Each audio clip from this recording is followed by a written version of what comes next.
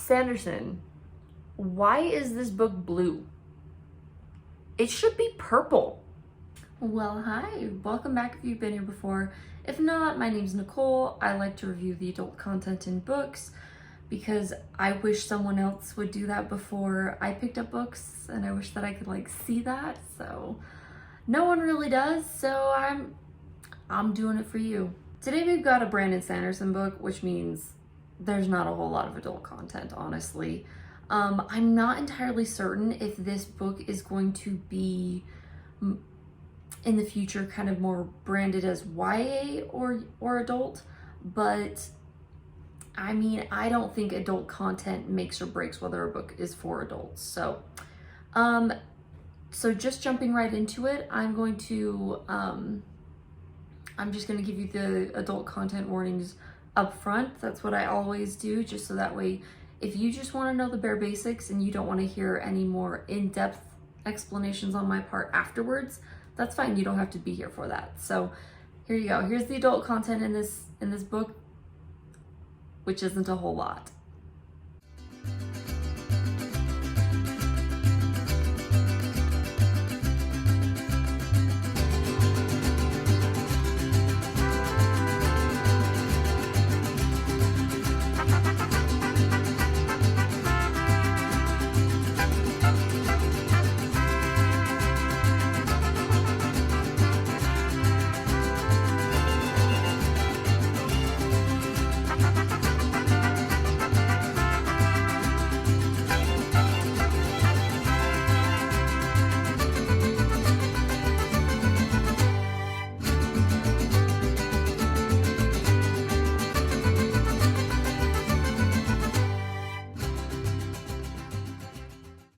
Okay, so as you can see, it's pretty short.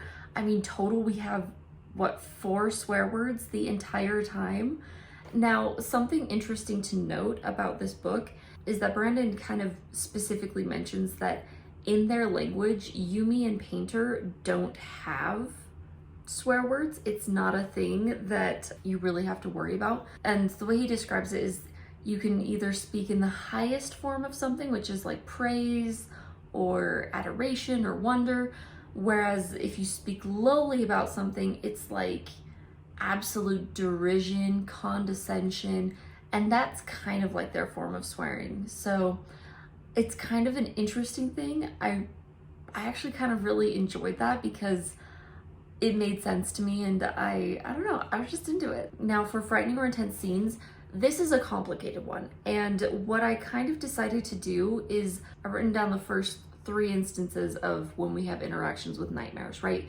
Because I feel like the most frightening or intense scenes usually are when nightmares appear on the page. So I included those first 3 because if those first 3 aren't too scary for you, none of the other ones will be too. And you might be wondering, well, why didn't you include page numbers for that?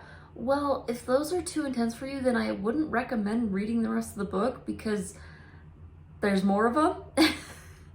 And not only that, but also the purpose of giving page numbers is either so you can be on your guard or you can skip it.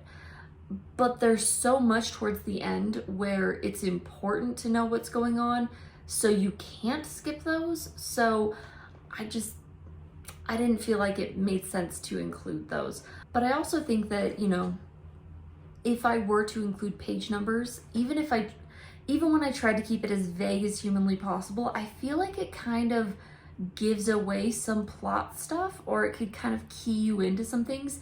And most people that I know regarding these secret projects, right, they're very sensitive about spoilers. So we're doing our best.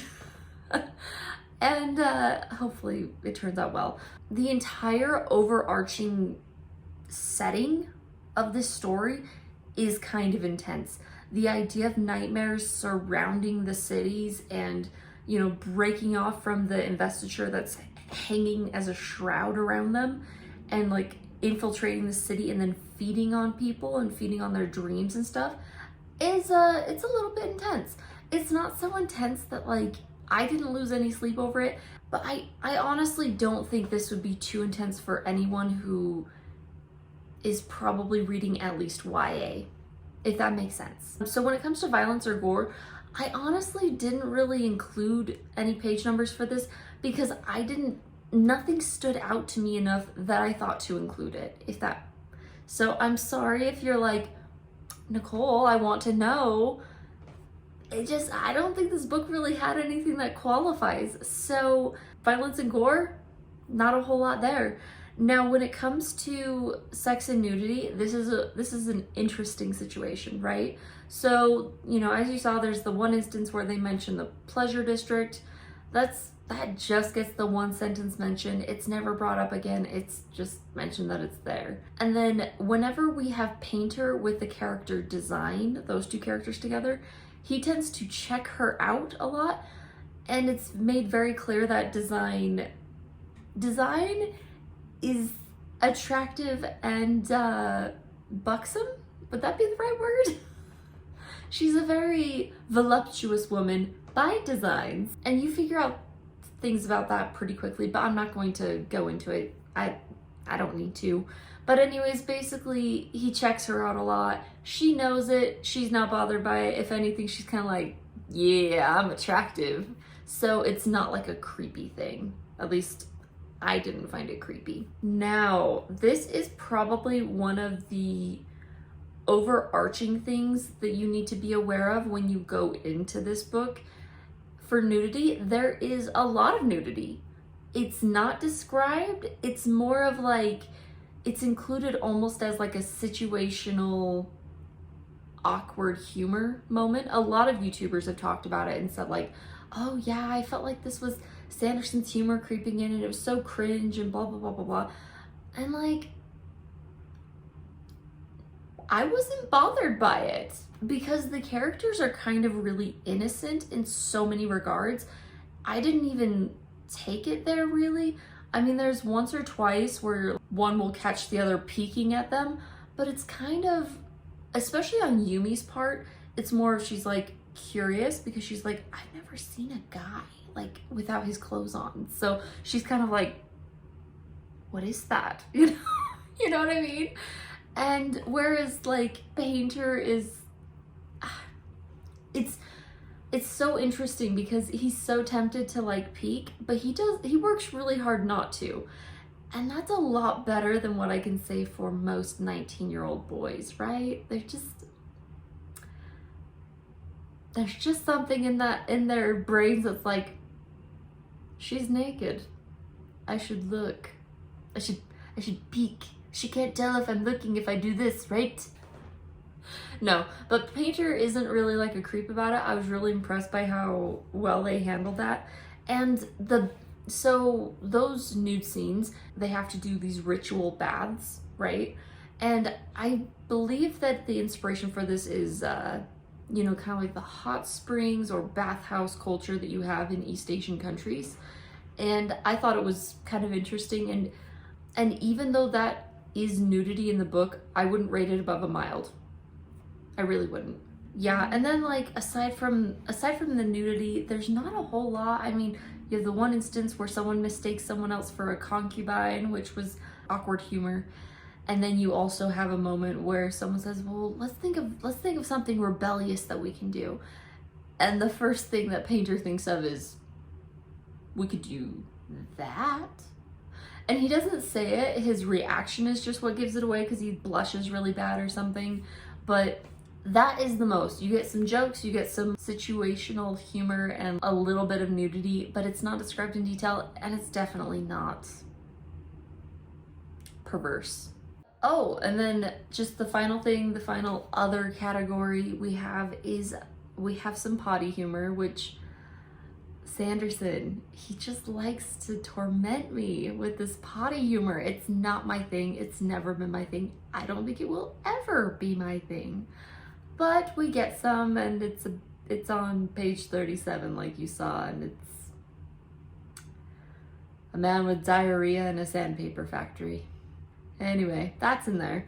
And then also, I believe there's like 7 instances of the word undulating, which at this point I'm beginning to wonder if Sanderson is doing it on purpose just to annoy Murphy. Like, I think his usage of that word has just grown exponentially he uses it so much more now, or maybe I just notice it more now than I ever have before. And he uses it multiple times per book. Like, I think about Tress had it multiple times, this one had it a bunch. I believe, I haven't read Frugal Wizard, mostly because everybody was just like, ah, you know what I mean? And so I didn't get around to it. And now my mom's borrowing it and she's reading it, so it'll be a minute before I get to that. But from what I understand, a lot of Sanderson's humor made it into that too, and I'm sure undulating is in there. And it's not that good of a word. You know what I mean? It's okay. It's nothing to write home about. So I don't know why all fantasy authors feel the need to be like, this is the word that shows that I am a successful writer. I will include it multiple times so people know about my success. Maybe I'm nuts, which that's fair. That's pretty much it for adult content. I'm kind of gonna leave things here for this review, specifically because I want to dive into spoilers, and so I think that that's gonna have to be a separate video. Also, a final thought that is more silly than anything, but Sanderson, why is this book blue? It should be purple. Pink, blue, put them together, purple. It should be purple. Especially because, like I said, I don't have Frugal Wizard right now. So we got Tress of the Emerald Sea. It's green, obviously. Emerald Sea. Sea? Yeah? Sea? Okay. So we have Tress of the Emerald Sea, and then we have Frugal Wizard, which, I don't know. Do I have anything blue over here? Let's see. Blue? No. No, it's not quite blue enough. But, you know, we have a blue book, which is Frugal Wizard. And then we have another blue book. Purple. Why are they so close in color? If I could change anything, it would be purple. All right, well, yeah, if you're interested in my spoiler thoughts, if you read the book too and you want to know, and you want to connect on that, I must warn you that I am a Nicole sympathist. Yumi's great, but it took me a long time to connect with her. Like a really long time. So if you are a huge Yumi stan and you cannot stand Nicole, you might want to skip it. Just saying. So anyways, whatever you're reading, happy reading.